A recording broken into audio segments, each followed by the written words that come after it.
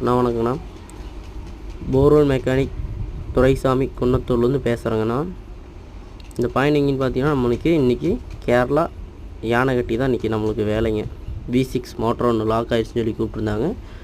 போய் பார்த்தீங்கன்னா அவருக்கு மோட்டர் நல்லபடியாக மேலே எடுத்து கொடுத்தாச்சுங்கண்ணா. பார்த்தீங்கன்னாவே தெரியும் மோட்டர் எப்படி வருதுன்னு பார்த்தீங்கன்னா உங்களுக்கே தெரியும் பாருங்க.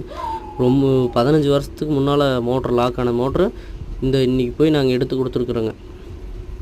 போய் மோட்ரு நல்லபடியாக ரெக்கவர் பண்ணி ராடெல்லாம் உள்ளே விட்டு அடித்து மோட்டருக்குள்ளே மோட்ரு முடிஞ்ச அளவுக்கு 100% எடுத்து கொடுத்தாச்சுங்க.